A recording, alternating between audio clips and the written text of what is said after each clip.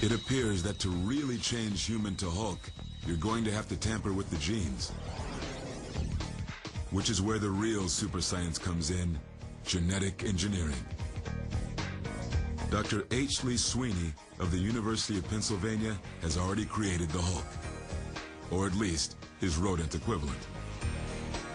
If you sort of shaved off all the fur, there'd be no comparison. I mean, the muscles are huge in the treated ones versus the untreated ones. The scale tells the tale. A normal mouse weighs in at 27.5 grams. The genetically engineered mouse, 41 grams, or 40% beefier than average.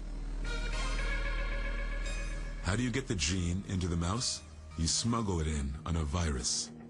It goes inside the cell looking like a normal virus, but lo and behold, when it opens up, it's got a new gene in there that wouldn't have normally been there. So you could view it as a Trojan horse, if you like.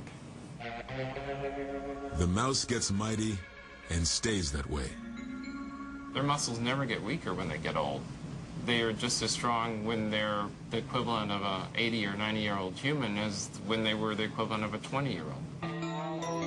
Will it work in man as in mouse? Here's how it might. The gene is called insulin growth factor 1, or IGF-1. Its genetic coding would be injected into the specific muscle you'd want to treat. That muscle would now have the ability to repair itself and grow at a supernormal rate. The probable first use of this genetic therapy in humans would be to treat muscular dystrophy. It's already started a buzz among athletes. Through email, I've been approached by a lot of people, mostly weightlifters. But even once, a coach for a high school football team emailed me and asked me if I'd consider treating his whole team because he thought they could benefit from being a bit stronger. Other genes could be used to make a taller, bulkier, hulkier body, even skin color. There is a gene that scientists actually use in mice that can turn the skin green, so if you want him to be big and green, you could do that as well. What are the outer limits of genetic engineering? It's not hard for me to imagine that there'll be a person who's 10 feet tall, is 700 plus pounds, that type of thing.